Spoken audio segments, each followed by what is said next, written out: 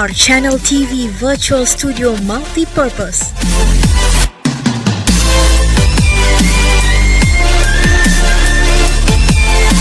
We provide virtual studio space for multi-purpose, talk show, news, online coaching and presentation, webinar, forum conference and more.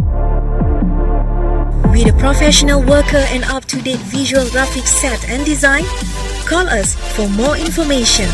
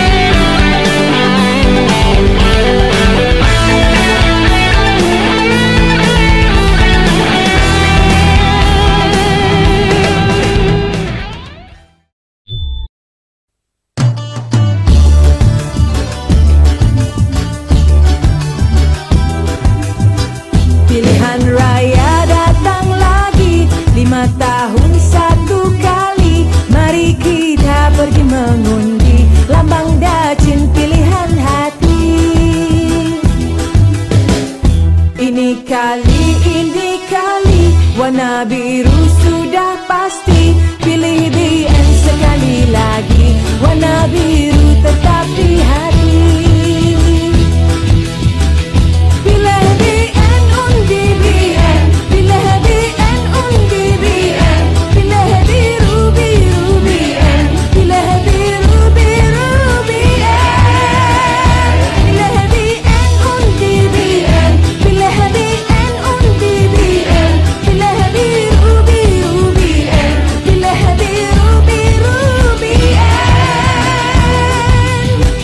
Semua kaum pilih BN, satu Malaysia pilih BN, lambang Dacin, lambang BN, satu Malaysia undi BN.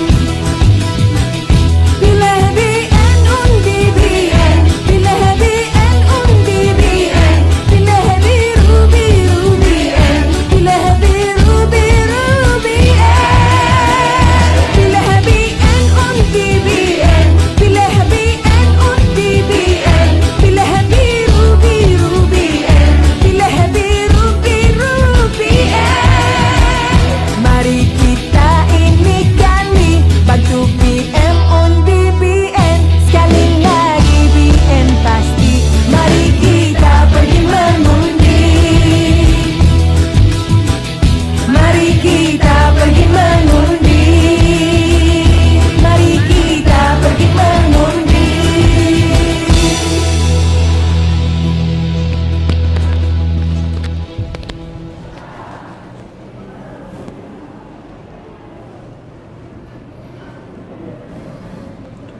Bismillahirrahmanirrahim. Assalamualaikum warahmatullahi wabarakatuh.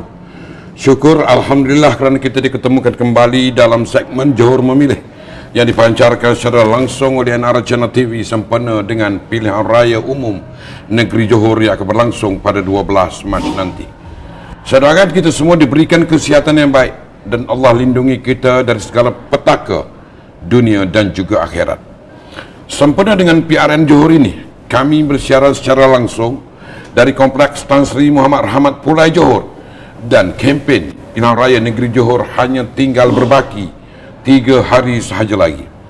Semua calon sedang berada di selekon terakhir bagi memastikan setiap dari mereka menjadi pilihan pengundi. Malam ini saya Rafi Awang Kecil akan cuba memandu program ini untuk sekitar lebih kurang 1 jam bersama seorang tokoh atau figura politik tanah air yang tidak asing lagi. Kita pilih tajuk malam ini PRN Johor, PN Perikatan Nasional, rujuk kembali kepada PH. Apa yang menarik tentang tajuk ini? Sama-sama kita saksikan nanti. Sebelum itu bantu saya untuk like, follow, share, komen dan subscribe Facebook page dan YouTube NR Channel TV agar segala maklumat yang kita sampai malam ini dapat diterima oleh seluruh daripada kalangan kita. Baik, kempen pilihan raya negeri Johor tinggal 3 hari saja lagi. Kempennya makin panas, tapi masih terkawal. Setiap calon makin mempertingkatkan gerakan pasukan kempen mereka. Ada yang sudah mula merasa selesa, ada yang juga merasakan bahawa mereka bukanlah calon yang bakal dipilih pengundi. Namun ramai yang bertanya, kenapa dan mengapa kedua-dua parti, Perikatan Nasional dan Pakatan Harapan, tidak menyerang mengkritik antara satu sama lain.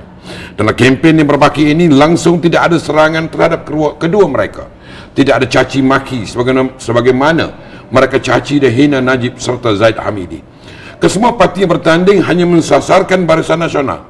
Mereka seperti sudah ada pakatan atau perjanjian sesama mereka, kerana mungkin andai PN menyerang PH, mereka pernah bersama selama 22 bulan, begitu juga sebaliknya. Barangkali kerana dua parti ini dan pemimpin mereka telah banyak melakukan dosa pada negara dan rakyat, mereka cuba mengalih isu supaya rakyat lupa kemunafikan politik mereka selama 22 bulan dan 17 bulan. Malam ini kita bongkar perjanjian sulit mereka ini bersama seorang tokoh politik, pengkritik serta penganalisa politik yang tidak asing lagi, Saudara Syam Jalil, Ketua Penerangan Barisan Nasional Selangor. Sebelum itu kita saksikan sedikit bingkisan yang disediakan. Kita jumpa selepas ini.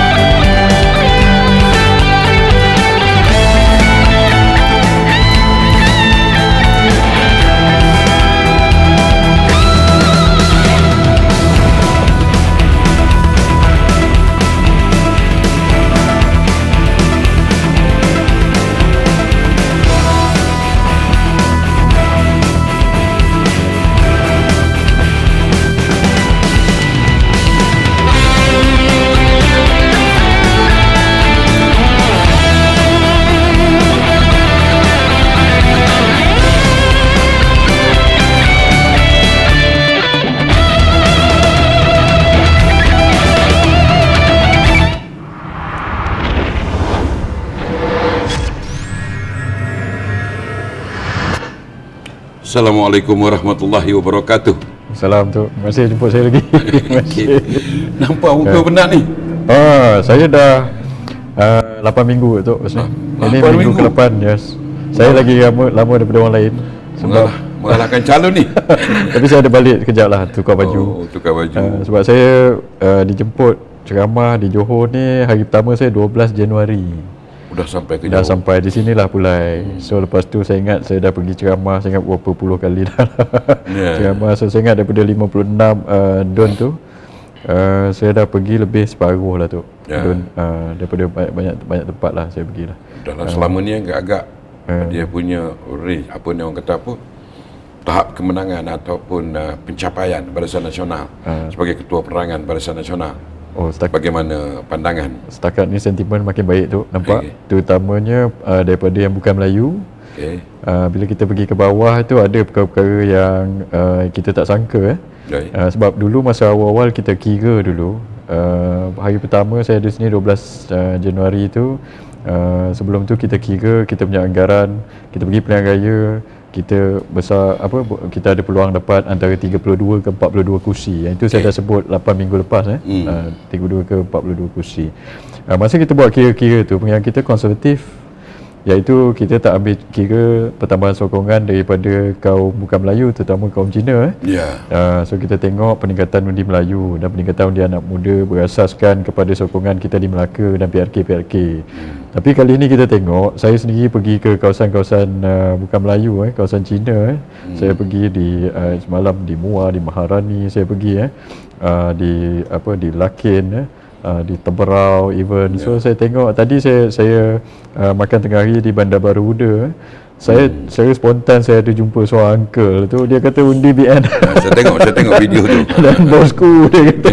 So kita pun terkejut dan dia buat tu ikhlas, bukan macam dibuat-buat. Dia memang ini saya ingat sebab masyarakat Cina kebanyakannya berniaga tu mereka terkesan dengan keadaan ekonomi yang teruk sekarang so sebab itu saya ingat dia pun nak kestabilan politik dan bank ekonomi. So kali ini saya nampak ada sentimen, perubahan sentimen terhadap mereka. So bila jadi macam tu, kita tengok reading dia semakin hari kita semakin baik, tapi kita tak nak jadi complacent lah atau selesa. Kita nak pun kita ada 2 hari, saya dah 8 minggu ni, kita tinggal 2 hari lagi ni.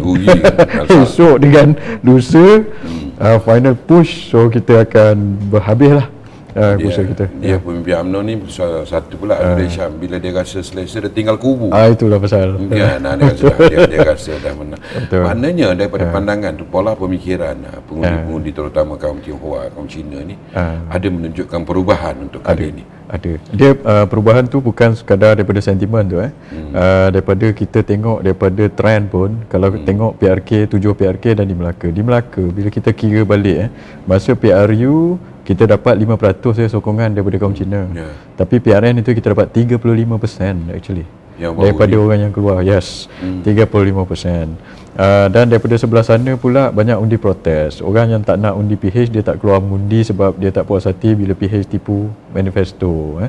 So dekat situ trend tu kita nampak. Dan ini berlaku cuma berapa 2-3 bulan November masa kita buat Melaka itu hari. Sekarang bulan Mac, so 4 bulan. So sentimen itu lebih kurang sama kita nampak, dan ada bertambah baik pula lepas tu. Sebab itu bila Datuk Najib pergi kawasan-kawasan ini, saya tengok dia pergi, dia masuk kawasan Cina dan sokongan yang dia ini dulu dan betul. Dan kita dapat laporan, saya dapat laporan daripada MCA dan MIC juga. So laporan dia kata apa? Dia kata kali ni dia masuk kawasan Cina, dia orang tak kena maki berbanding dengan PRU 14 dulu. Bila dia masuk kawasan-kawasan Cina nak bawa risalah pamphlet kita ni, dia orang kena marah. Kena maki, kena marah. Tapi kali ni situasi dia berbeza. Kita tak kena marah, kita tak kena maki, penerimaan tu ada. Dan lepas tu yang kena maki, kena marah siapa? Lim Guan Eng. Itu hari masuk ada video dia kena maki oleh so kita nampak kat situ ada perubahan sikit. Sebab saya tengok mereka pun nak kestabilan sebenarnya. Sebab macam saya kata tadi, macam orang kita orang Melayu ada yang kerja-kerjaan, ada juga yang berniaga. Tapi masyarakat Cina, masyarakat India rata-rata mereka berniaga. Bila ekonomi teruk, 4 tahun teruk tu sempadan tutup, dan Muhyiddin pula buat lockdown dan darurat paling lama dalam dunia dia buat so ekonomi kita jatuh lebih teruk daripada negara-negara lain. Orang lain Singapura Indonesia dan Vietnam jatuh 2%, kita jatuh 5%. Hari ni kan orang tak ada kerja 800,000 tu 4 juta hilang pendapatan. So bisnes tak ada. So sebab itu saya tengok itulah sebab bila masalah ekonomi dia jadi macam ni, dia merentas kaum. Bila orang tak ada kerja, ekonomi teruk, bukan saja orang Melayu, India, Cina, semua orang lah kena. Itu pasal saya tengok bila Datuk Asni buat ikhtiar macam itu, 5 ikhtiar dia nampak kita rakyat nampak kita ikhlas lah. Tadi Syam sebut tentang Singapura. Ni Amal kata Singapura ni maju kerana tak ada UMNO. Itu saya pun baca tadi tu. So saya pun nak tergelak juga. Satu, bila dia buat kenyataan macam tu, nombor satu dia punya fakta pun ke laut, pemikiran dia pun ke laut. Dia macam nak cuba, dia lah rakyat bukan bodoh lah Nombor satu, kalau dia cakap macam tu, Amerika pun maju tak ada UMNO juga habis tu Zimbabwe mundur tu, UMNO tak ada juga dekat situ So macam mana dia punya perumpamaan itu. Lepas tu satu lagi, apa yang dia cuba nak cakap sebenarnya, PAS memang ada di Singapura tu Ya, ada. PAS dulu daripada tahun 58 ditubuhkan di Singapura. Lepas tu dia tukar nama jadi Angkatan Islam, Angkatan Islam di Singapura, Angkasa atau AIS Singapura. Dan mereka telah bertanding daripada tahun 59. Dia bertanding 12 kali kalah. Hilang deposit. 11 kali hilang deposit, satu kali je dapat sikit tapi masih kalah. So dia bertanding di Singapura, Singapura dah reject PAS ni. Dia tak pernah jadi wakil rakyat pun. So macam mana dia nak kata macam tu? Adakah dia kata Singapura maju pasal ada dia? So sebab itu bila dia buat kenyataan macam tu, dia kata UMNO tak ada kat Singapura, Singapura maju, itu menunjukkan lah kelemahan pemikiran dia sendirilah sebenarnya. Itulah. Kita sebenarnya kita nak maafkan pemimpin PAS yang bercakap begini ni sebab dia orang ni dah banyak kali dah buat kenyataan-kenyataan tolong betul. Dia saya ingat pagi tadi atau semalam Tuanku Sultan Johor murka tu sampai ada laporan mengatakan bahawa Tuanku kata kepada orang-orang yang orang luar ni yang datang nak memecah belahkan orang Johor ini kan, dia kata apa, Tuanku kata berambus, dia kata macam itu adalah satu kenyataan yang keras daripada istana dan saya ingat saya rasa ini adalah orang kata kenyataan daripada kenyataan apa tu, orang kata hasil daripada kenyataan-kenyataan yang dibuat oleh beberapa pemimpin. Tadi ada buat satu kenyataan. Saya ingat pasal tu ya. Orang Johor kurang kesedaran Islam. Kurang kesedaran politik Islam, betul. Kan? Ini adalah satu penghinaan pada orang Johor. Saya separuh Johor tu, ayah saya orang Johor. Bila dia cakap macam tu, kita pun rasa apa ini menghina ni, padahal di Johor inilah adalah negeri yang mana institusi Islam dia tu antara paling kuat di Malaysia ni. Institusi penting agama. Pendidikan agama. Orang Johor bila anak-anak kecil-kecil nak kena masuk sekolah agama, kalau tak masuk dulu kena penalti, kena denda tu. Negeri lain tak ada. Di sini banyak jalan-jalan pun ada tulisan Jawi dan sebagainya. Dia tidak boleh jadi Johor Tulen. Betul. Itu dia. So bila Haji Hadi cakap macam tu, dia kata orang Johor ni tak ada kesedaran politik Islam. Dalam bahasa lain tak ada kesedaran tu maksud jahil. Dia kata orang Johor ni jahil tentang politik Islam. So saya tengok macam ni, saya ada komen kemarin, saya kata dalam ucapan saya kata mungkin dia kempen dia beza dengan kempen kita. Kempen dia mengutuk orang, buka je mulut kempen dia mengutuk orang, kempen negatif dan sebagainya. Sampai dia terover buat itu, bukan saja dia kutuk Barisan Nasional dan UMNO, sampai pengundi dan rakyat Johor pun dia kutuk sekali. So macam mana cerita? Saya rasa dia orang over ni selepas dia orang tengok tarian separuh bogel. Mungkinlah tu. Saya betul tak? Baik. Saya nak kembali kepada tajuk yang saya sediakan hari ini. Saya rasa Saudara Hisham boleh orang kata apa, mengimbas maksud dan tujuan tajuk saya ni. Sebelum itu saya nak tanya, setuju tak dengan tajuk yang saya sediakan ini? Perikatan Nasional rujuk balik kepada Pakatan Harapan. Saya setuju. Dia ada dua maksud tu. Satu maksud yang tersirat dia tu yang berlaku sekarang.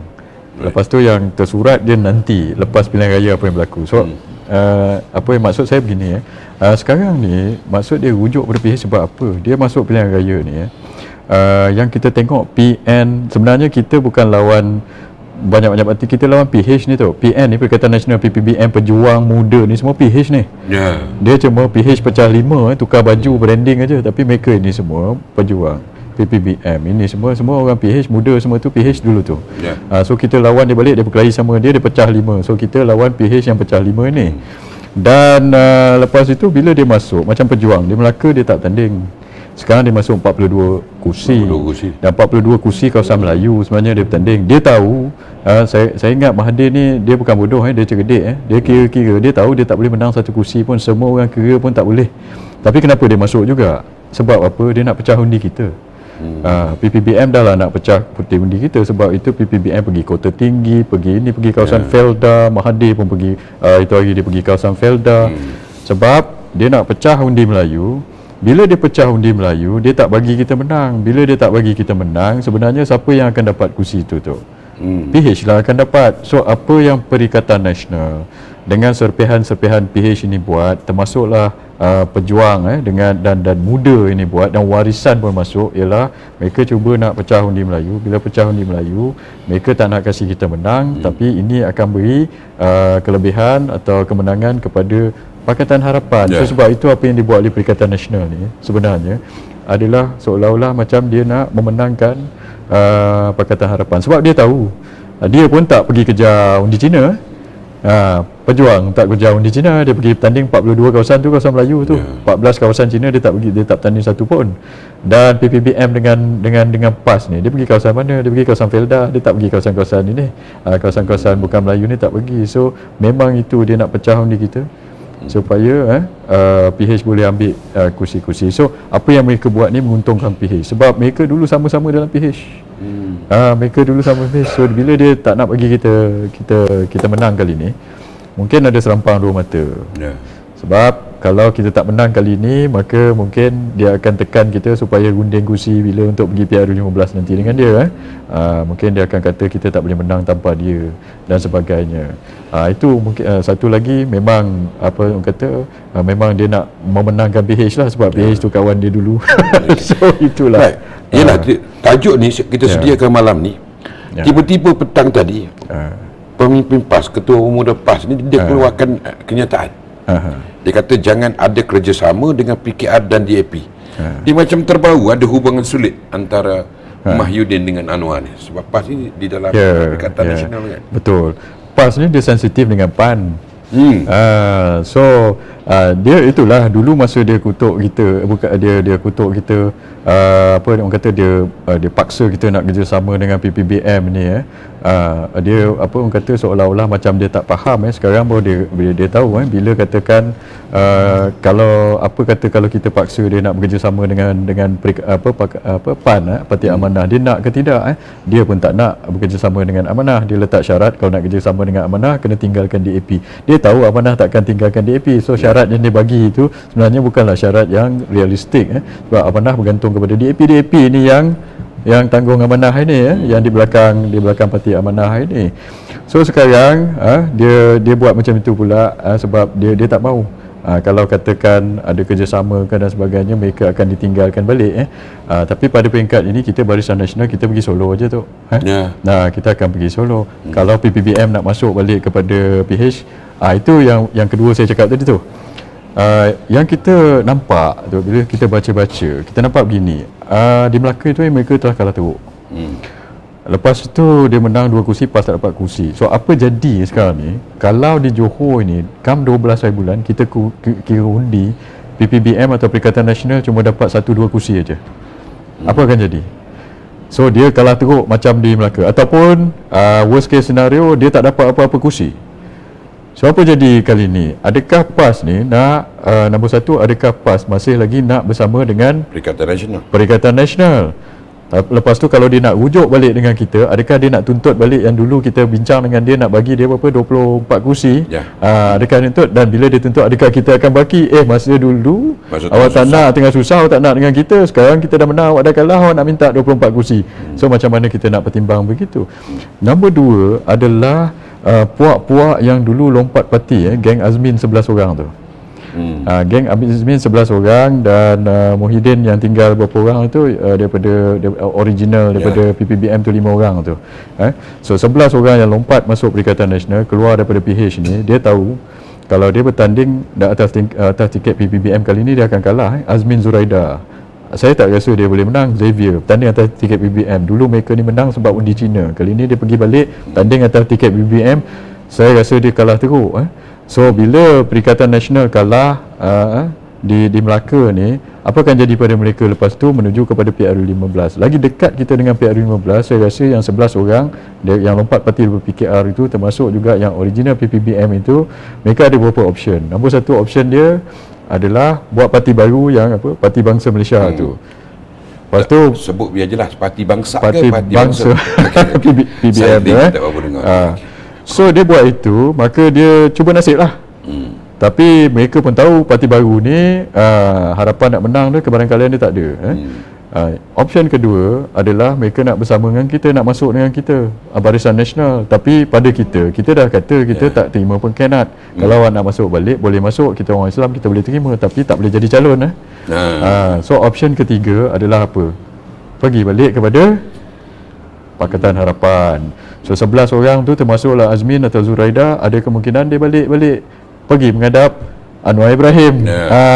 Tanya balik macam mana. So persoalannya sekarang terserah kepada Anwar dengan DAP nak terima ke tidak mereka ini. Apabila berlaku rujuk ni, tak tahulah rujuk ni orang nanti Cina buta ataupun kita pun tak tahu macam mana. Apa pula kedudukan PAS kalaulah kita, sebab banyak suara-suara di luar ni melihat kalau ada pun perjanjian di antara Perikatan Nasional dengan antara Mahyudin dengan Anwar ni, mesti tidak dalam pengetahuan PAS. Apa akan jadi kepada PAS kalau berlaku seperti yang saya kata, Perikatan Nasional rujuk kembali? Saya rasa boleh jadi macam situasi sebelum PRU14 tu balik. Kita Barisan Nasional, kita pergi BN. Lepas itu apa orang kata PPBM kalau dia nak masuk PH, dia mungkin boleh masuk PH balik, dia nak repeat balik PRU14 tu balik. Yang tinggal sekarang gerakan lah. Kalau gerakan nak masuk balik, saya tak rasa kita tak pergi mana, dan gerakan dengan PAS lah ditinggalkan oleh PPBM. So masalahnya PPBM ni dia tak ada masalah nak tinggalkan kawan dia ni, daripada dulu dia pengkhianat dan pelompat bati so kali ni juga bila dia orang ni PPBM masuk boleh PH, apa jadi dengan PAS? Tinggal seorang-seorang. So pada ketika itu kita nak terima PAS balik pun kita macam mana kena fikir banyak kali. Mana kepimpinan kena fikirlah.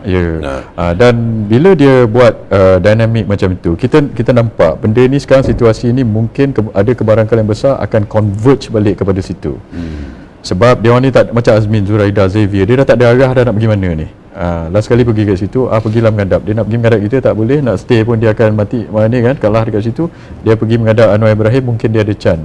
Kalau Anwar terima dia. Kalau Anwar tak terima dia, saya tak tahu. Kalau dia nak bertanding bebas, habis. So dia PRU14 sebab PH ni walaupun kata PPBM masuk balik sana, dan katakanlah apa tu orang kata dia berjaya buat coalition macam PH tu, tapi masalah je perbezaan antara sekarang dengan PRU14 ialah mereka dah ada track record 39 bulan yang mereka merintah, kerajaan gagal. Dulu mungkin rakyat undi dia sebab dia bawa kempen negatif, dia kutuk-kutuk kita, dan ada setengah rakyat mungkin terpercaya dan nak bagi peluang kempen negatif.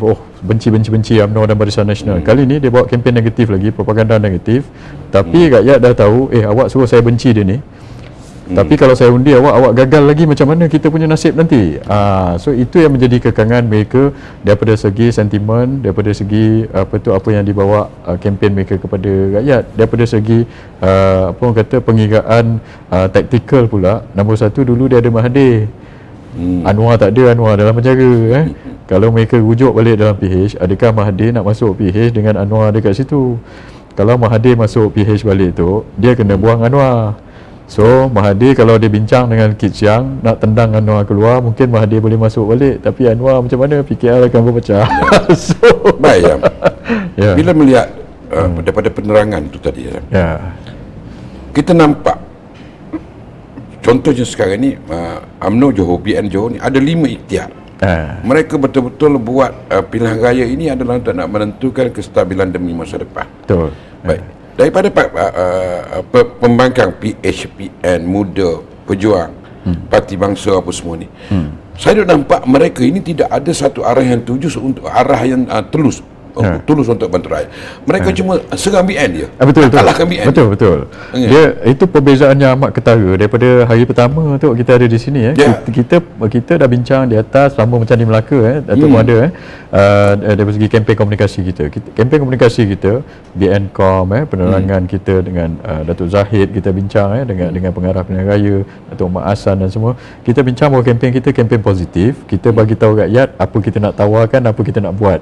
Ikhtiar kita macam ni, 5 ikhtiar ni, 2 yang paling kritikal ialah mengembalikan kestabilan untuk memulihkan ekonomi bagi pekerjaan. Itu kita nak buat.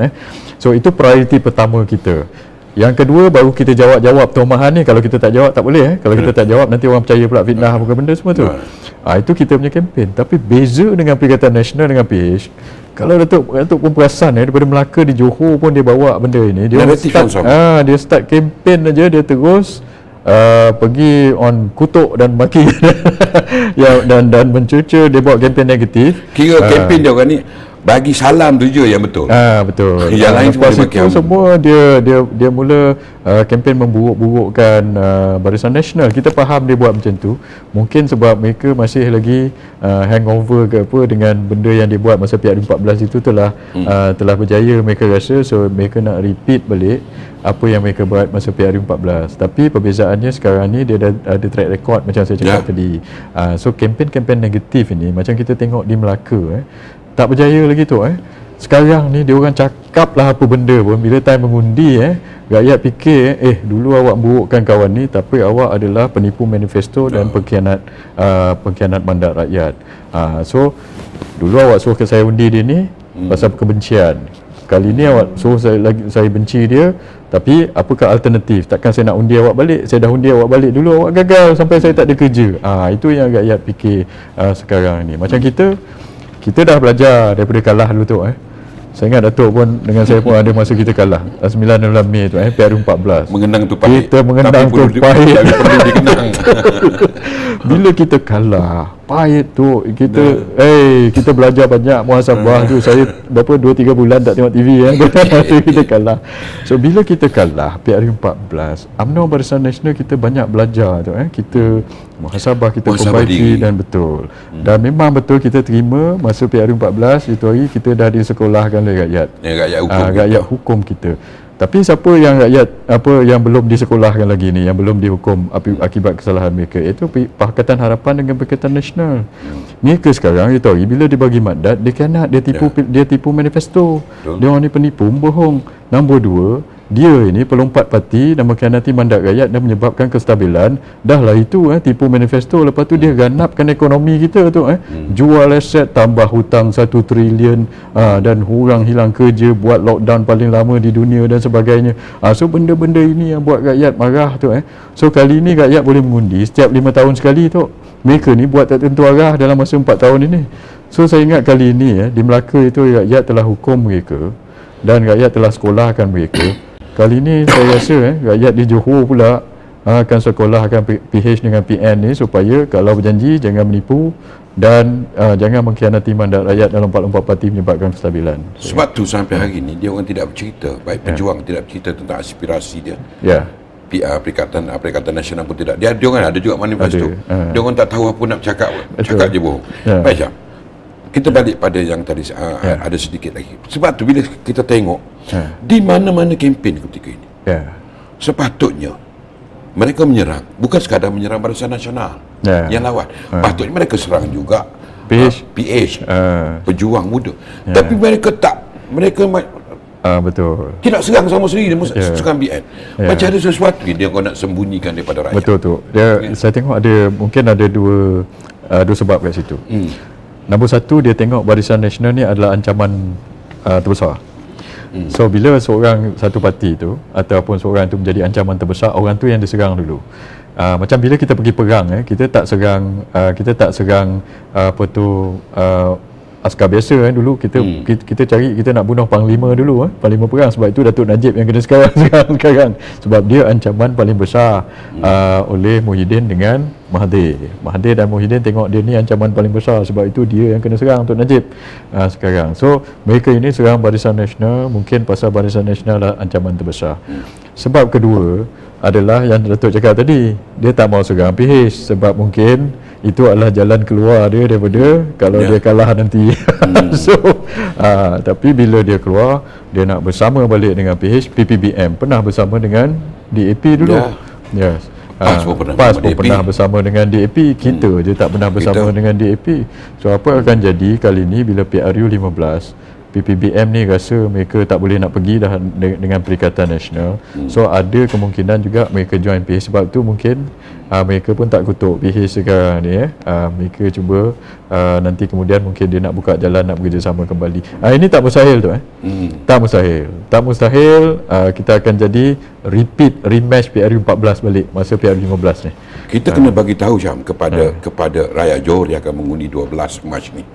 Game changer yang sedang cuba dibuat oleh PN, PH, pejuang muda ni. Sebab mereka ini sekarang ni sedang berada dalam satu bakul yang sama. Right. Kan? Baik. Jadi Syam setuju tak bila saya kata undi PH, undi Pakatan Harapan kali ini adalah sama dengan undi Perikatan Nasional, atau undi Perikatan Nasional sama dengan undi Pakatan Harapan. Memang betul. Yes. Nombor satu memang dia orang ni sama. PN ni, PPBM ni memanglah dia muda PPBM pejuang ni PH dulu. So, sekarang ni tu PH sekarang dia dah tak boleh nak berpakat dah, dia bergaduh sama dia. So tinggal Harapan aja. So dia pecah sekarang ni. So sekarang kita lawan orang yang sama, baju lain, tapi dia orang ni berpecah, bergaduh sama sendiri, pecah 5. So itu mungkin bagi kita sedikit advantage, tapi kita jangan leka dan jangan lalai. Tapi itu yang berlaku pada mereka sekarang.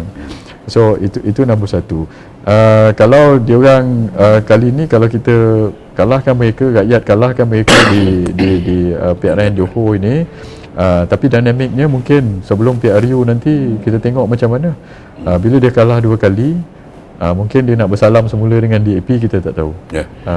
Itulah tiba-tiba Hadi juga hari ni kata dia tuduh pula kita pula nak buat jajaran baru dengan PKR dan DAP. Dia nak tutup yang rujuk ni kan. Kita dah buat keputusan dalam Pimpinan Agung UMNO itu tahun lepas bahawa kita tak akan bekerjasama dengan PKR dengan DAP, ingat. No Anwar, no DAP, kita dah buat keputusan dekat situ. Dan lepas tu sekarang ni, lepas PAS pula buat perangai, dia sign piagam Mufakat Nasional dengan kita, tapi beberapa bulan tak sampai setahun lepas tu dia pergi sign pula Perikatan Nasional. So bila dia buat perangai macam itu, so sebab itu saya ingat sekarang ni rata-rata akaun umbi kita nak pergi Barisan Nasional balik aja. Kita akan pergi Barisan Nasional. So jajaran baru ini semua tohmahan dia untuk buruk-burukkan kita. Perkara biasalah, dia apa benda yang dia tak pernah cakap kita. Haji Hadi dia kata kita panggil nama binatang patah kaki lah, dan sebagainya lah, macam-macam dia panggil kita nama.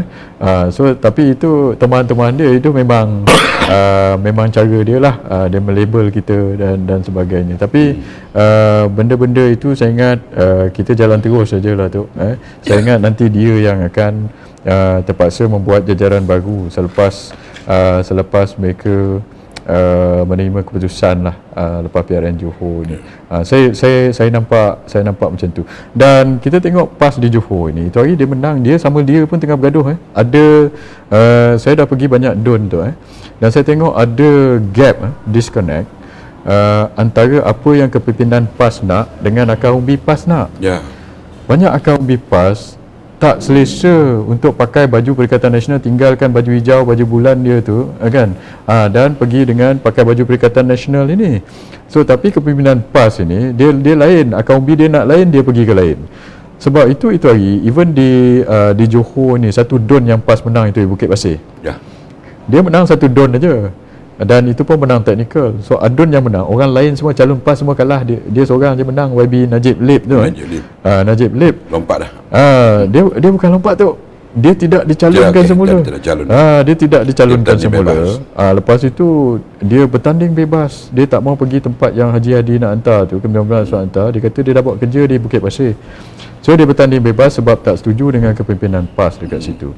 Dan dia ni lepas itu ura-ura mengatakan bahawa dia tidak dicalonkan di Bukit Pasir. Sebab apa? Sebab dia tidak setuju dengan keputusan kepimpinan PAS untuk bekerjasama dengan PPBM. So samalah cerita dengan apabila Pesuruhjaya PAS Melaka itu hari kena buang. Pasal apa? Dia tak setuju dengan ini. So sekarang ni kita tengok banyak akaun umbi PAS tak setuju dengan kepimpinan hala tuju yang dibawa oleh kepimpinan PAS ini. Inilah cerita dia. So sebab itu saya tengok nanti lepas PRN ni apa berlaku, nombor satu, banyak dinamik akan berlaku tu. Satu, apa jadi dengan PAS. adakah Haji Hadi akan di apa ni orang kata akan umbi dia tak percaya lagi pada Haji Hadi dan sebagainya, walaupun dia walak. Tapi kalau walak 3-4 kali kalah, macam mana cerita? Kalau walak 2 kali pergi PRN awak kalah kosong kursi. Walak ni asyik menguntungkan dia tu. Menguntungkan pemimpin. Menguntungkan pemimpin, tapi akan umbi hilang.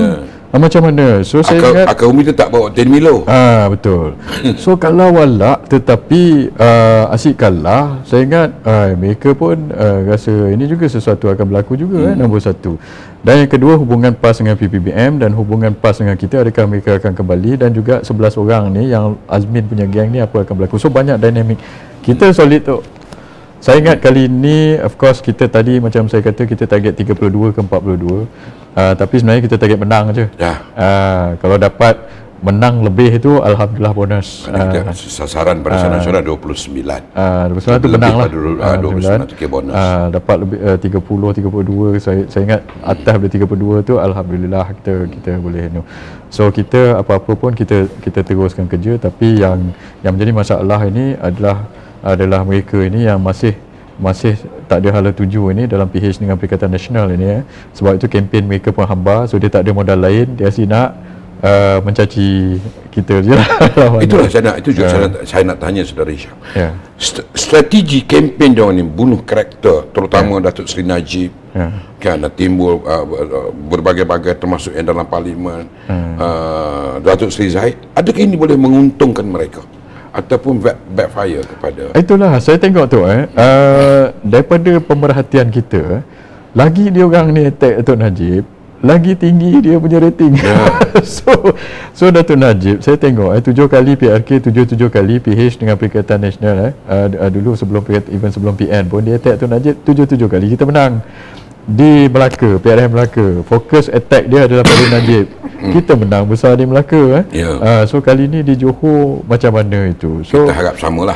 Kita harap sama, insyaAllah. So sebab itu dan banyak bukti-bukti baru daripada kes Datuk Najib ini. Tu pasal Tim Lesnar, pasal Zeti, pasal Noh Yaakob, pasal macam-macam. Ada saya nak tanya tu, tapi bila Syam dah sebut tu kan, macam-macam nama. Bila sebut tu kan, bila sebut tentang tim apa? Tim Lesnar.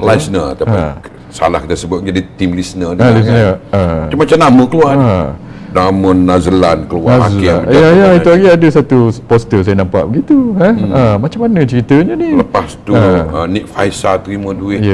Jadi bila dia dah sebut ni sebagai orang yang berada di pejabat Perdana Menteri ketika itu kan, adakah saya sendiri secara peribadi sebelum meragui undang-undang negara keadilan yang tertegak ini seperti hanya untuk orang tertentu, bukan untuk mengimbangi seperti Dacing, lambang Barisan Nasional yang lebih mengenali suasana ini. Itulah tu, itu yang menjadi ni tau. Rakyat perhati ni dan saya tengok ada video tu orang pergi secara random, secara rawak interview orang dekat ini interview orang Johor. Dan pada ketika itu, sebelum itu 2-3 hari lepas, Khalid Samad dia kata apa? Dia kata orang Johor ni, orang Melayu Johor ni memalukan. Dia kata. So sebab apa orang Melayu Johor ni sambut Datuk Najib. So bila cakap macam tu, orang Melayu Johor respon balik. Dia kata apa Khalid Samad ni menghina, suka menghina orang macam ini, jangan menang pasal nak menghina. Lepas tu ada seorang pakcik tu kata apa? Dia kata ada tengok bukti-bukti yang baru ni. Ini orang ni semua pendakwaan ni macam pendakwaan, terpilih yang ini kena, yang ini tak kena. Lepas tu ada bukti yang menunjukkan ada komplot. Ini orang Felda ni yang cakap gitu, ada komplot orang ini nak mengenakan Datuk Najib. So rakyat dah nampak benda ini. So bila rakyat nampak, itu yang dia tengok. Macam mereka selalu kata kita kluster mahkamah. Tapi nombor satu, mereka pun ada kluster mahkamah. Lim Guan Eng kluster mahkamah, Syed Saddiq kluster mahkamah, dan lepas tu kluster yang lagi daripada mahkamah. Itu hari saya sebut kepiaran PRU 15 ni, lepas PRU mungkin Muhyiddin, Azmin, Masih Miyati, Musaffar Muhammad dengan Xavier akan jadi kluster mahkamah. Sebab mereka ada kes ada dakwaan dekat situ yang perlu dia siasat, dan bila disiasat mungkin lepas pilihan raya, mereka ini siasatan ini akan dibawa ke mahkamah. So mereka pula jadi kluster mahkamah. So sekarang ini bila dipilih-pilih, bila undang-undang itu dilihat memilih terpilih, itu yang bila rakyat gagu-gagu. Apakah lagi pelabur nak masuk tu, dulu pelabur hilang, pelabur tak nak masuk.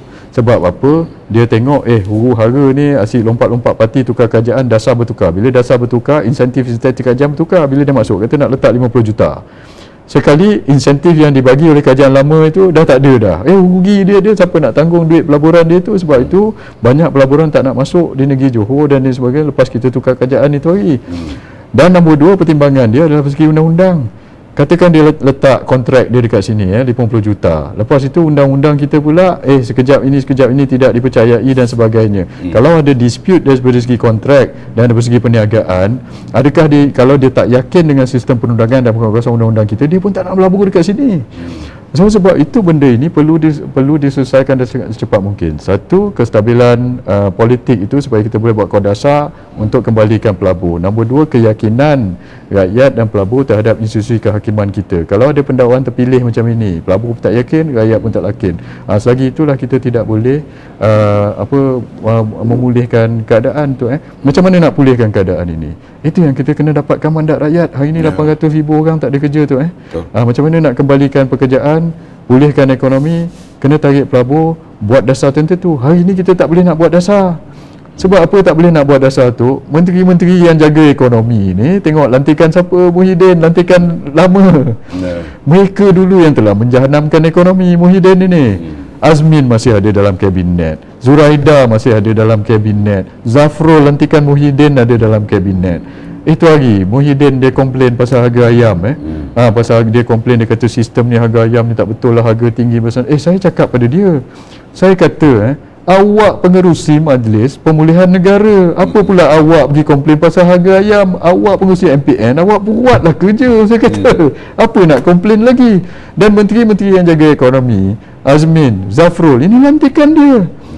So tapi bila kita nak buang menteri-menteri yang tak perform ni, yang kita suruh orang kata nak bagi high citra tak boleh, apa benda semua tak boleh, mereka ni tak perform, makan gaji buta, tapi kita nak replace dia. Nanti sekarang orang-orang PPBM ni mengugut Datuk Seri Ismail Sabri pula nak tarik sokongan. Dan bila dia tarik sokongan pula, nanti tukar kerajaan pula balik, tukar Perdana Menteri kali keempat pula, dan jadi ketidakstabilan. Tak tukar dah kali So sebab itu saya kata tu, untuk selesaikan masalah ini, nak tukar pembuat dasar ini, tukar menteri-menteri ini, satu cara je tu, kembalikan mandat tu balik pada rakyat dan kita buat pilihan raya. Dan macam di Johor ini, bila kita buat pilihan raya, tak ada garanti kita menang bukan tak ada garanti. Mana cerita gila kuasa tak ada. Sebab dulu 1.8 juta pengundi, sekarang ni 700,000 pengundi baru masuk. 756. Yes, Datuk Hasni pun ambil risiko tu. Masa dia bubar DUN, tak tentu lagi dia akan dicalonkan semula sebagai menteri besar pada ketika itu. Dan bila dia dicalonkan semula pada menteri besar pun tak tentu lagi kita menang 12 bulan ni, sebab 700,000 pengundi. Bila kita buat PRU pun sama. Tetapi perkara ini perlu dibuat. Kenapa perlu dibuat? Sebab selagi kita tak buat, selagi itu kita tak dapat mandat, selagi itu kita tak boleh buat dasar, selagi itu kita tak boleh repair yang kerosakan ekonomi yang puak-puak tu dah buat 39 bulan tu, yang 1 trilion hutang, aset dah tak ada kan, dan ganap ekonomi kita tak boleh nak buat apa. Sebelum tu tidak ada pun orang nak mempersoalkan ke mana 600 bilion tak silap saya. Saya persoalan itu betul. Kali ni saya nak orang persoalan dalam parlimen. Sebab Muhyiddin kita tanya, dia pampang, dia kata dia dah spend 600 bilion semasa dia jadi Perdana Menteri. Saya nak tanya 600 bilion tu pergi mana? Rakyat rasa ke duit tu? Kita tak ini minta high citra 30 bilion pun dia tak bagi. 600 bilion dia spend pada mana? Dan masa 600 bilion itu dia spend tu kebanyakan masa tu daripada masa darurat dan tidak dibentang di parlimen. Sebab apa tidak dibentang? Dia yang tutup parlimen, dia buat darurat. So kita nak persoal macam mana dia buat 300 bilion hutang, spend 600 bilion, belanja 600 bilion, jual aset puak-puak ni sampai 100 bilion. Sekarang ini kita aset dah tak ada, bila aset tak ada, income pun tak ada, nak bayar hutang 1 trilion tu macam mana? Itu yang pelabur tak nak masuk, kita kena persoal. Dan satu lagi saya nak persoal, dia kata parti dia bersih. Ada integriti. Ada integriti. Daripada dulu saya dah tanya, dia kena jawab. Saya tanya, itu hari ada satu dakwaan, katakan satu kontrak bernilai 1.06 bilion telah dianugerahkan oleh kerajaan secara direct nego kepada satu syarikat yang berkaitan dengan menantu dia. So saya nak tanya, betul ke perkara ni? Adakah ada unsur-unsur salah guna kuasa di situ? Projek ini dianugerahkan secara direct nego masa-masa dia menjadi Perdana Menteri. So itu kita nak tanya, sampai hari ni dia tak jawab. Macam mana cerita? Dan saya suruh buat RCI berkenaan dengan Bestarinet. Kontrak itu 3 bilion, projek itu gagal semasa dia dianugerah pada satu syarikat secara direct nego masa dia menjadi Menteri Pendidikan. Ini tidak dijawab. Azmin pun sama, ada kes juga, dan perkara-perkara ni. Xavier, itu dalam parti dia PPBM telah lompat parti apabila dia telah disiasat pada dakwaan rasuah. Dia punya pegawai ada dijumpa oleh SPRM dengan berapa juta lah pegangan, dan ada kaitan dengan berapa puluh juta kes-kes rasuah. Tapi bila dia lompat parti, terus tidak didakwa. Ini adakah ini benda bersih? So sebab itu rakyat sekarang perhati fakta-fakta ini tu. Sebab tu Syam, dia ada dalam kalau saya boleh katakan perkataan manifesto lah, dia kata nak melahirkan kerajaan yang berintegriti. Tapi di keliling dia tu semua kata-kata lompat politik. Betul tu. Dan dia Syam sebut tadi tentang 600 bilion tentang projek. Adakah ini sebenarnya yang dia nampak bersungguh? Betul. Dia maki hamun Datuk Najib, Datuk Zahid, dan seolah-olah dia bimbang parti dia kali ini di PRN Johor ini akan dikuburkan oleh rakyat negeri dia sendiri. Betul tu. Dia nak bawa retorik itu. Kononnya dia nak bawa, dia kata UMNO ni rasuah, dia kata. Tapi parti dia sendiri banyak terpalit. Bila dia sebut pasal integriti ni ada dua perkara tu. Nombor satu, bukan saja daripada segi rasuah duit. Nombor dua, integriti ni adalah berkenaan dengan prinsip. Prinsip. Bila kita ada integriti, maksudnya kita konsisten dengan prinsip kita. Bila kita ada pendirian kita, itu integriti. Bukan saja berkenaan dengan rasuah. Sebenarnya itu saya suka dengan saudara Syam, prinsip dan integriti. Prinsip integriti, betul. So orang-orang ni dalam parti dia sendiri tu, satu macam tadi ada masalah yang dakwah rasuah tadi. Nombor dua, mereka ni yang pengkhianat dan melompat. Bila orang tu mengkhianat dan melompat, in essence dia orang ni tak ada integriti tu, sebab dia tak ada prinsip dan tak ada pegangan. Sekejap dia ni opportunist, sekejap pergi sini, kejap pergi sana, kejap melompat sana. So integriti apa yang sebenarnya Muhyiddin ni cakap? So katakan rakyat Johor bagi undi kepada Muhyiddin kali ini, nombor satu, dia janji macam-macam dengan rakyat Felda lah apa dan sebagainya. Persoalannya, adakah dia akan tunai janjinya? Janji dulu pun dia tipu, kali ini dia nak tunai. Nombor dua, kalau kita bagi undi pada dia, adakah persoalannya sekarang ni, adakah dia akan nanti dia lompat parti pula nanti? Bagi undi pada dia, macam Datuk cakap tadi, dia akan rujuk balik pada PH, dia lompat masuk sana pula. Macam mana? So sebab itu saya rasa rakyat kalau dah terkena sekali tu, adakah Mahyudin PNPH ni dia ingat rakyat Johor ni, bangsa Johor ni bodoh? Itulah tu. Dia orang ni, saya ingat pemikiran dia macam itu. Dia underestimate pengundi, dia underestimate bangsa Johor, dia underestimate kita lah. Nombor satu. Satu itu hari Muhyiddin, nombor satu dia underestimate parti-parti lain pun. Dia kata apa? Muhyiddin belagak, dia kata lawan dia di Johor ini adalah cuma Barisan Nasional dan PH. Parti-parti kecil lain tu semua buang masa, dia kata. Itu adalah satu kenyataan yang angkuh. Dia kata pejuang, kawan dia sendiri dulu, pejuang muda ni semua buang masa. Kita tak pernah underestimate orang tu. Nombor satu. Lepas tu kawan dia macam tadi Haji Hadi pun kata apa? Dia kata orang kurang kesedaran Islam lah, politik Islam dan sebagainya. Itu pun sama juga, menghina juga itu. Khalid Samad kata rakyat Johor ini apa kata memalukan dan sebagainya. So benda-benda ini tu mereka selalu berkata dia underestimate orang, lepas tu dia melabel orang, dan itulah kenyataan angkuh macam ini. Saya ingat 12 hari bulan ni, bila rakyat tengok, rakyat pun akan tahulah yang mana satu yang kita nak ini. Begitu juga Syam, kita juga perlu peringatkan kepada rakyat negeri Johor betapa penghinaan yang dibuat oleh Tun Mahathir semasa jadi Perdana Menteri terhadap almarhum Sultan Iskandar. Betul. Yes. Takkan rakyat Johor boleh terima parti pejuang yang letak tuanku raja mereka begitu kan? Betul. Betul tu. Banyak sejarah antara Mahathir dengan Johor ni. Mahathir ingat rakyat lupa. Dia ingat orang lupa. Lepas tu orang kata, saya nak cerita sikit pasal Felda sebelum saya lupa. Saya pun nak tanya juga Felda tu 8.3 bilion ni. Satu benda itu. Lepas tu Muhyiddin kata dia yang lupuskan hutang Felda. Sebenarnya tidak. Itu yang Datuk Najib pun buat posting. Janji manifesto dia dulu ialah menghapuskan hutang Felda. Tapi sekarang apa yang dia buat, dia bukan menghapuskan hutang Felda, dia bagi 80% penghapusan, bukan semua pun. Lepas tu daripada situ dia suruh serah kebun. Ya. Macam dulu masa janji dia tak kata kita lupus tapi awak kena serah aset awak. Kalau awak serah aset, serah kebun, itu bukan pelupusan harta. Itu macam awak bagilah awak punya aset tu pada orang lain. Penyamun. Itulah pasal. So masa dia janji sebelum PR14, tak ada pula dia kata lupuskan sebahagian hutang awak dengan awak kena serah kebun. Dia tak cakap macam itu. So dia kata Mazlan Aliman yang dulu berjanji pun sekarang ni tak boleh nak angkat muka kepada peneroka Felda. Sekarang ni dengan Tan Sri Muhyiddin, dia berjanji itu hari, dia pun pernah walaupun sekarang dia dengan Muhyiddin, sebelum itu dia kata Muhyiddin cakap hapus hutang Felda tu tak betul, dia kata manipulasi. Sebab bukan betul, sebab macam-macam syarat untuk penghapusan hutang tu, kena serah kebun, kena tak boleh manage, tak boleh jual kepada orang lain dan sebagainya. Macam-macam syarat dekat situ. Ini samalah cerita macam Lim Guan Eng buat janji dulu nak menghapuskan tol.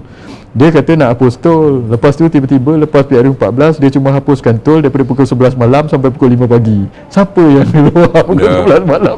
Dan kita kena peringatkan rakyat mengundi di layar-layar yang berjanji nak ngapuskan tol. Betul. Syed Saddiq ni, Parti Muda ni, dulu dia berjanji nak mewujudkan 1 juta peluang pekerjaan. Balik pada Johor, daripada Singapura 1 juta peluang pekerjaan. Habisnya jadi apa? Sekarang ni 1 juta lepas dia ambil kuasa, PH ambil kuasa, 1 juta orang yang hilang kerja tu bukan 1 juta yang tambah kerja. Bulan pertama kerajaan dia merintah 17,000 penjawat awam dibuangnya. Lepas tu mereka nak buang 1.2 juta penjawat awam daripada 1.6 juta, nak maintain 400,000 aja. Saya kata dulu awak kata nak tambah pekerja 1 juta, ini awak nak buang 1.2 juta. Polis ada 200,000, askar ada 300,000, nurse 400,000, cikgu 400,000. Bagi tahu saya bagi tahu dia orang, bagi tahu saya yang mana satu nak buang. Itu hari kalau puak-puak itu masih ada masa Covid tu, dia buangnya 1 juta penjawat awam, mana kita nak dapat frontliner masa Covid itu lagi? Sebab itu puak-puak ini, mereka ini bila dia nak kuasa, dia buat kuasa dengan bawa politik kebencian dan propaganda negatif. Hari ini pun ada. Hari ini kita anticipate hari ini T-2 hari Khamis Jumaat ni dia akan buat satu konon-kononnya satu bom fitnah ke skandal ke apa dia akan buat ni. Hari ini kita tengah tunggu ni. Esok ni dia akan buat apa ni? Mahathir ke masa di Melaka, Mahathir dengan Zafrul buat apa isu pasal ingat tak yang tanah yang ditawarkan kepada Datuk Najib kononnya berharga 100 juta tu. Itu dia keluarkan hari Khamis sebelum mengundi hari Sabtu, 2 hari sebelum pilihan raya.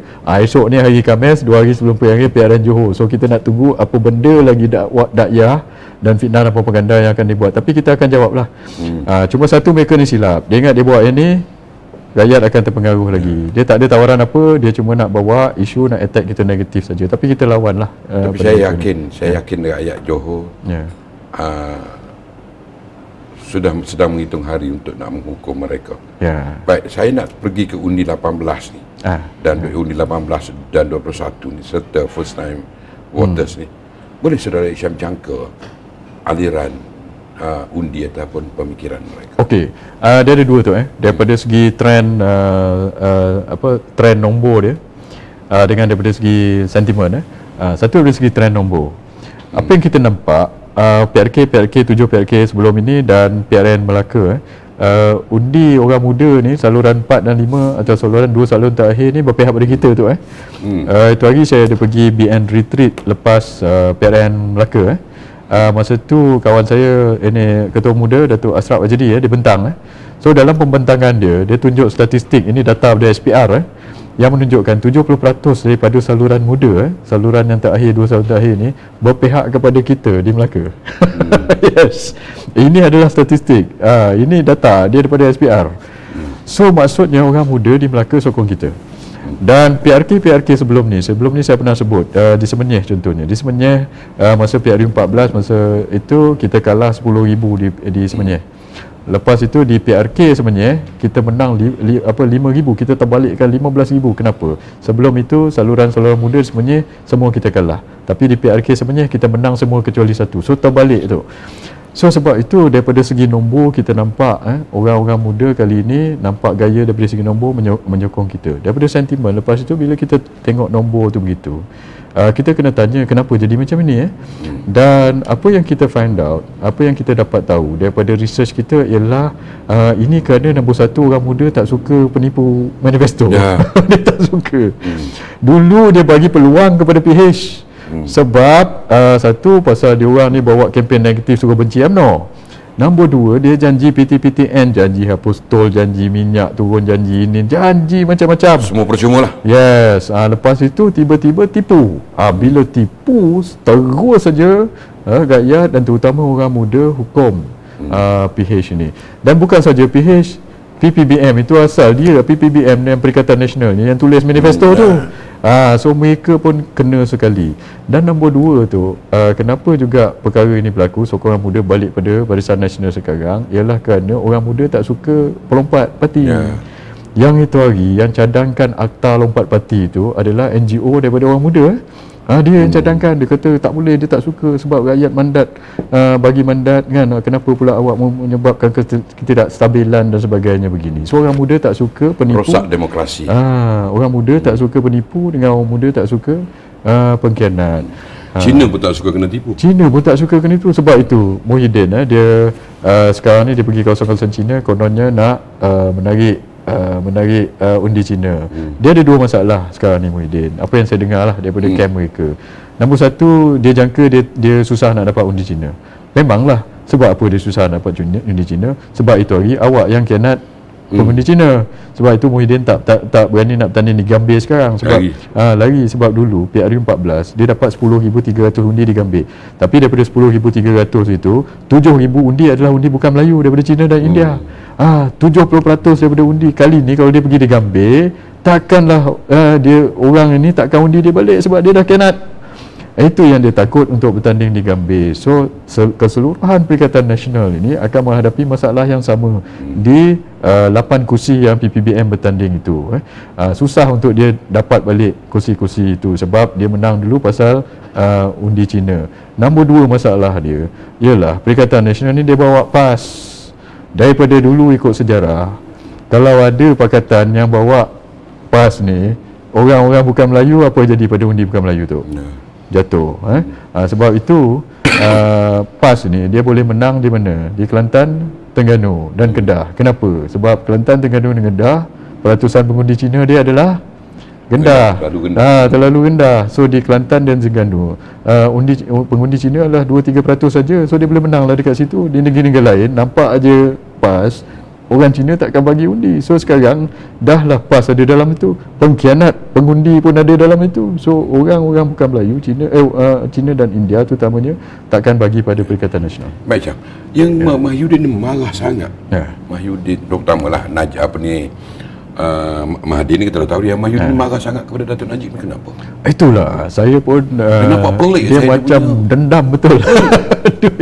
Dia macam dendam betul lah. Dia padahal lepas dia jadi Perdana Menteri pun dia asyik cerita Ratib Najib juga macam Mahathir. Padahal tu masa dia langkah Sheraton tu, masa dia nak jadi Perdana Menteri, dia memerlukan tanda tangan Datuk Najib. Betul. Datuk Najib yang sign, antara orang yang sign membolehkan dia jadi Perdana Menteri. Cukup sokongan. Untuk mencukupkan sokongan. Kita dah sokong dia jadi Perdana Menteri pun. Dia cakap kita macam-macam sekarang. Sampai dia buat tomahan kepada kita. Dia kata Datuk Najib minta supaya dia lepaskan mahkamah. Itu tak betul. Ini Datuk Najib saman dia dengan Wan Saiful. So Datuk Najib tak pernah minta untuk lepaskan daripada kes mahkamah. Ini Datuk Najib saman Muhyiddin dengan saman Wan Saiful pula kenyataan itu. Termasuk juga Samsul Iskandar Maki. Samsul Iskandar pun sama, kena saman juga. Kita dah sejam sejam 2,000 lebih. 2,000 lebih kawan-kawan. Terima kasih kawan-kawan bagi support. Bagi support banyak. Saya sebenarnya saya nak tanya ada sifat sebagai Ketua Penerangan Barisan Nasional Selangor ni. Saya respect sebenarnya apa ni Saudara Isyam ke depan bila mempertahankan Datuk Seri Najib. Yalah. Saudara Isyam pernah bekerja dengan Datuk Seri Najib majikan lama pada saat semua orang lain lagi. Kan? Orang lain lagi kaya-kaya.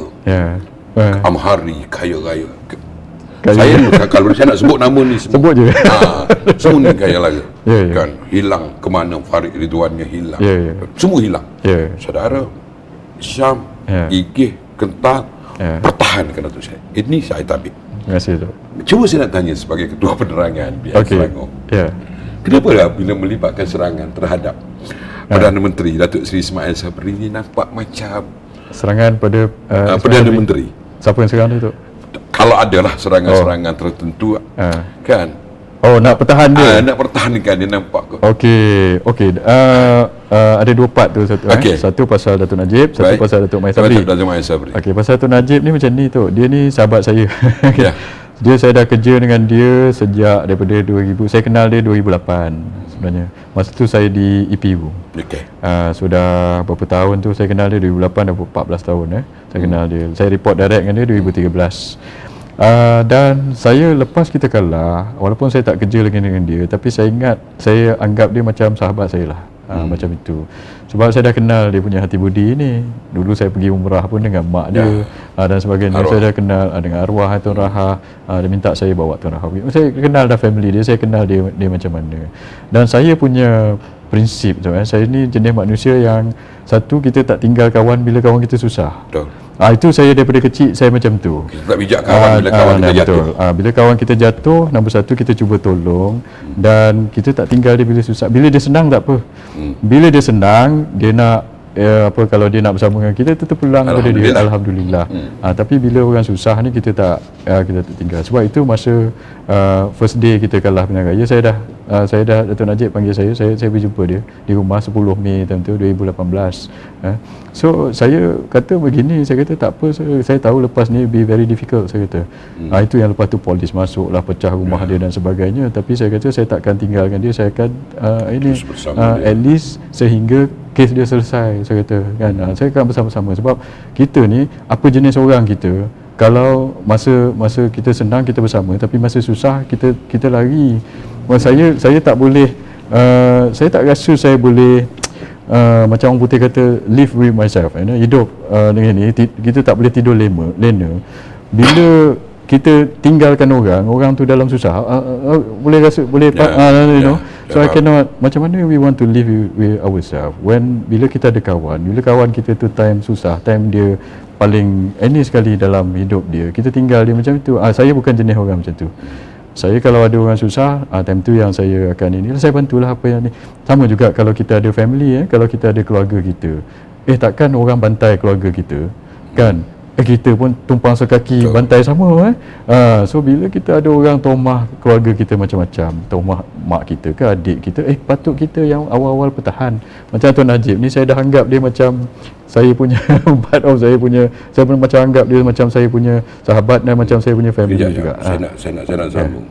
Satu bab ada juga bukan sekadar dihina oleh kawan ataupun dihina juga oleh orang partinya sendiri. Orang parti masa ketika itu. Itulah. Saya ingat masa bulan pertama, bulan Mei tu adalah satu masa yang paling mencabar lah tu pada Datuk Najib, pada keluarga dia, dan pada saya sendiri. Saya ada dengan dia time tu almost every day, first week tu. Lepas tu almost every week sekali, satu minggu tu dalam 2 kali 3 kali seminggu saya dengan dia, sampai masa tu polis nak masuk rumah dia. Barangkali inilah rakyat melihat dia dihina. Masa itu dia naik balik. Saya ingat the turning point tu, Datuk Najib punya kebangkitan tu bermula 5 bulan selepas tu, November 2018 kalau tu ingat. Masa tu first kali kita buat sembang santai di PWTC. Saya ada macam tu, awak pada time tu saya ingat sebab masa kita nak buat majlis tu, saya ingat sembang santai tu, kita pun tak pasti macam mana sambutan kepada Datuk Najib tu. Sampai ramai orang telefon saya penganjur time tu. Saya cakap pada Datuk Najib, saya kata Mahathir ni cakap you macam-macam, dia tuduh, Muhyiddin tuduh macam-macam. So kita kena jawab, saya kata. Kita tak boleh diam aja, saya cakap.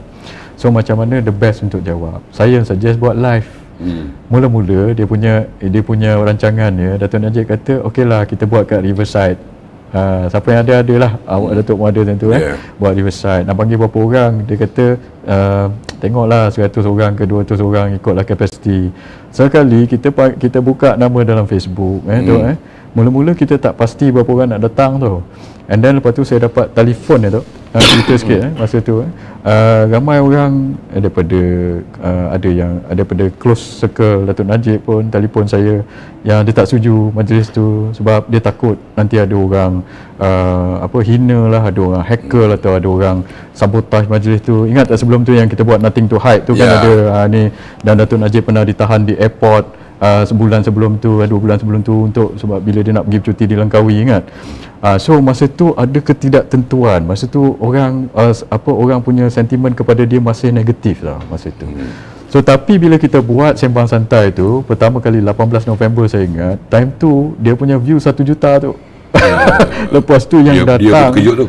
Dia pun terkejut, saya pun terkejut. Yang datang dalam Dewan Tun Hussein On itu, time tu ada dalam dekat 2,000 orang datang, padahal kita target 200 saja. So lepas di situ saya tengok Allah SWT nak bantu dia pasal dia ni orang baik. Saya tengok tiba-tiba naik, dan lepas tu malu apa bosku pula di itu. Kita lancar kat Shah Alam. So sebab itu saya tengok dia punya kebangkitan semula itu, ini kita tak rancang, tapi sebab saya ingat sebab dia ni jenis orang macam tu, dia banyak bantu orang, dia banyak bantu orang susah. So saya ingat ini kifarah, bila orang ni masa dia jadi pemimpin dia banyak bantu orang susah, so bila dia susah Allah SWT bantu dia balik. Saya ingat so sebab itu perkara ini berlaku. Ini saya dengan Datuk Najib lah, kita ni. Dan yang kedua dalam Mai Sabri. Okey, Datuk Mai ni hubungan saya dengan dia sebab dia dulu pengerusi perhubungan UMNO Selangor. So saya kenal dia macam itulah. Setakat ini dia ni setakat ini kalau saya WhatsApp dia ini satu bagus pada Datuk Mai Sabri ni, setiap kali saya WhatsApp dia jawab. So itu dia bagus dia. Saya tahu kalau ada orang attack dia tu kan, of course saya lagi rapat dengan Datuk Najib lah. So kalau nak bertahan mungkin dia ada pegawai dia lah untuk bertahan lah, Datuk Mai Sabri lah. Dan dia sebagai Perdana Menteri, kita faham dia adalah di kedudukan yang sukar sekarang itu. Sebab apa sukar? Dia Perdana Menteri, tapi kerajaan hari ini bukan kerajaan UMNO. Sebab macam saya cakap tadi, adalah kerajaan campuran. Dia kena jaga 11 orang daripada Azmin punya geng, Muhyiddin punya geng lagi berapa orang tu, berapa 20 lebih orang itu yang telah melompat bati daripada UMNO dan sebagainya. Dan dia tak boleh nak buang puak-puak ini, walaupun puak-puak ini tak perform tu, sebab puak-puak ini selalu mengugut dia, dan pada masa yang sama dia kena pertimbang juga kemahuan daripada parti dia sendiri, yang mana dia bukan presiden parti dan sebagainya. Itu adalah pertimbangan. So kepala dia sekarang ni pening tu. So sebab itu saya punya solution kepada dia lah. Saya cadangkan kepada Datuk Seri Mai Sabri lah. Lepas PRN Johor ini tu bubar parlimen. Sebab saya tak nak dia pening-pening lagi nanti. Dia pening nanti, dia nak kena jaga bila kata dasar-dasar yang dibuat oleh menteri-menteri yang dia tak boleh buang ni, menteri-menteri yang tak perform ni daripada PPBM ni semua dia tak boleh buang. Lagi lama kita tunggu, lagi teruk keadaan jadi, rakyat makin lagi marah kepada dia. So untuk selesaikan masalah ni, kita kena reset balik, buat pilihan raya, bubarkan parlimen, kita buat pilihan raya. Lepas tu kita bentuk kerajaan Barisan Nasional balik, supaya kita boleh lantik menteri-menteri kabinet yang mana ada pengalaman dan ada kemampuan untuk buat dasar untuk rakyat. Tak adalah kita jam sekarang ni, kita tengah dalam jam ni tu. Datuk Seri Mai Sabri tengah jam sekarang ni. Saya percaya dalam kepala dia tengah jam. Nak buang tak boleh, nak buat dasar kekangan. Dia nak suruh Zafrul bagi air citra pun macam mana Zafrul pula ini menjadi masalah kepada Zafrul. Itu hari Muhyiddin cakap apa? Muhyiddin claim kredit pasal KWSP tu. Muhyiddin kata dulu dia yang bagi tiga kali KWSP, yang tak baginya no dia kata, dia tak sebut nama, tapi saya rasa dia menuju berkias kepada Perdana Menteri lah Mai Sabri. So saya cakap pada Muhyiddin, ini tak fair sebenarnya, ini tak betul. Sebenarnya saya kata yang desak pengeluaran KWSP 3 kali itu siapa? Bukan dia yang tak nak bagi. Dia dengan Zafrul yang tak nak bagi. Yang desak UMNO tu Datuk Najib, Ashraf Wajidi, Datuk Zahid, saya sendiri dan orang-orang kita semua yang hari-hari kita mendesak pengeluaran Aisinar, sampai kita terpaksa kata pada dia, kalau tak keluarkan Aisinar dengan moratorium tu, kita tak nak sokong bajet 2021. Ingat tak? Betul. Sampai begitu sekali. Tapi bila benda itu dah lalu, sekarang dia claim kredit pula. Sampai Ketua Pemuda PAS si Padeli pun sekarang tiba-tiba desak untuk pengeluaran citra, padahal dulu masa kita nak desak Aisinar, dia yang cakap macam-macam. Puteri Gunung Ledang Puteri sebagainya. Gunung Ledang dan sebagainya. So bila Muhyiddin kata dia yang bagi I Citra, nombor satu itu tak betul, itu manipulasi. Dulu dia yang tak nak bagi, dan sekarang bila dia blame Mak Sabri, Datuk Seri Ismail Sabri pula pasal ini, ini satu lagi yang saya rasa dia tidak membuat satu yang adil kepada Datuk Seri Ismail Sabri lah. Tapi kali ini, pilihan raya kali ini nampak sumbangan ataupun kehadiran Perdana Menteri ada nampak menarik. Tetapi kalau ada perkara-perkara tertentu sebagai Ketua Penerangan Barisan Nasional melibatkan kepentingan parti, maruah parti terutamanya, saya akan pertahankan Ismail Sabri. Di sini sebab orang melihat Saudara Syam antara yang cukup aktif sebenarnya. Terima kasih. Baik Syam. 1 jam setengah. 2,000 lagi. 2,000 lagi. Terima kasih pada penonton yang masih support lah kita punya. Saya nak ini Datuk Rafi popular ni. Saya nak simpulkan pertemuan kita malam ini. Kerana kita nak menyeru kepada pengundi yang akan keluar 12 Mac. Jangan terpedaya dengan parti-parti ni. Itulah last kali saya ingat kata kepada pengundi tu. Saya ingat macam ni. Saya ingat pengundi nombor satu, mereka takkan terpedaya dengan politik kebencian lagi. Dulu mereka mungkin dihasut, benci dan mengundi untuk menyokong PH sebab dengan PPBM ni pasal kebencian. Kali ni mereka, saya rasa mereka akan fikirlah bila pergi ke peti undi tu, takkan pangkal pasal kebencian, sebab kalau dipangkal pasal kebencian tapi kita lantik PH dengan PPBM ni balik, mereka gagal dan anak isteri kita yang akan terkesan nanti. So sebab itu saya tengok begitu, dan saya tak rasa mereka mengundi akan undi pengkhianat dan penipu manifesto lagi. Dan pada ketika ini saya ingat rakyat pun dah tahu Barisan Nasional dah belajar daripada kesilapan dulu. So kita pun banyak dasar-dasar kita kita nampak orang-orang kita lagi banyak turun betul-betul ikhlas nak bantu rakyat. Bila kita dibagi kuasa, kita akan so itu yang rakyat nampak, dan saya ingat itu yang akan menjadi faktor utama mendorong untuk rakyat mengundi pada 12 bulan ini nanti. Jangan salah pilih. Saya dapat mesej 3-4 hari lepas daripada kawan-kawan saya dulu kerajaan. Saya banyak kawan daripada anggota beruniform, daripada askar, daripada polis. So kali ni dia orang bagi teks pada saya, dia kata itu hari sebelum undi awal itu hari, dia kata kali ni askar dengan polis undi barisan, dia kata. Saya kata alhamdulillah, terima kasih banyak. So saya baik, terima kasih saudara Syam Jalil. Sekarang pertemuan yang cukup, sebenarnya kan nak cerita panjang gitu ni. Tak habis cerita politik ni. Tak habis cerita politik. Cuma 1 jam 15 minit saya bersama dengan saudara Syam Jalil, Ketua Penerangan Barisan Nasional Negeri Selangor. Dan saya percaya daripada rakan-rakan yang menonton secara live 2,340, 2,400 sebentar tadi dapat berkongsi maklumat ini dengan seluruh rangkaian yang ada. 12 Mac keluarlah rakyat Johor mengundi untuk masa depan negeri. Jangan kita undi untuk kita saja, tapi fikirkan undi kita adalah untuk generasi kita, untuk anak-anak dan cucu cicit kita. Gunakan undi ini sebaik-baiknya untuk kestabilan politik, ekonomi dan juga untuk rakyat di masa akan datang. Sekali PRU14 saudara telah tertipu dengan segala janji-janji manis dalam manifesto PRU14. Dalam itu ada PNMPH, Muda Pejuang. Kali ini cukuplah sekali, kali ini jangan dipatuk oleh ular yang sama daripada lubang yang sama sebanyak 2 kali. Bodoh sangat kalau kita tidak erti membezakan yang mana kaca, yang mana intan, yang mana pemimpin, yang mana munafik politik. Dalam serius ada main-main, dalam main-main ada serius. Jangan kita hilang satu kawan, jangan kita tambah satu musuh. Ada salah dan silap daripada kami berdua, maaf saya pinta, kerana baik datang daripada Allah dan tidak baik datang daripada kelemahan iman kami berdua. Kita jumpa lagi. Assalamualaikum warahmatullahi wabarakatuh.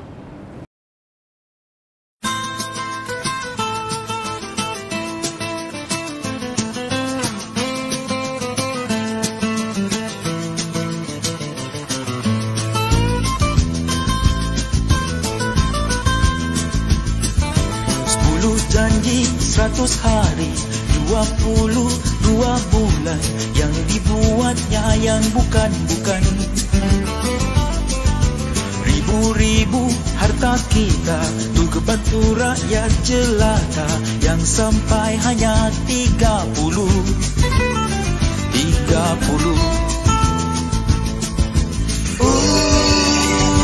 Jangan blojo, pikir dulu. Yang menawarkan rakyat pembangunan atau yang hanya serang pihak lawan, yang mana satu engkau pilih? Dalam parti ada yang melompat tubuh parti tangkap muat. Takkan itu yang nak kau pilih?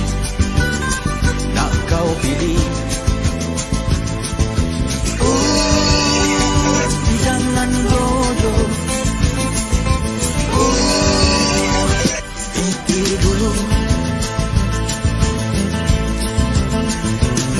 Jangan beri kesempatan sekali lagi demi kestabilan masa depan sebenar. Jangan beri kesempatan sekali lagi.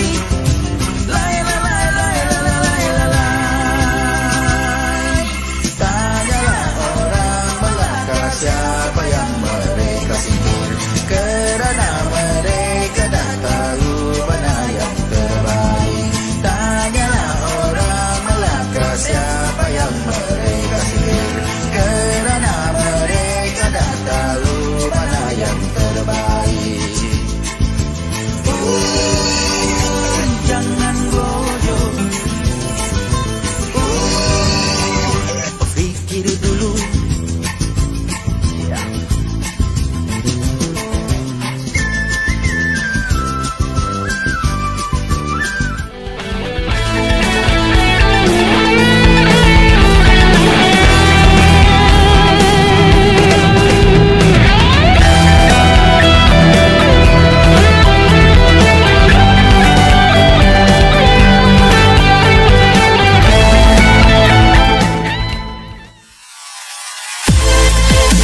NR Channel TV Virtual Studio Multi-Purpose.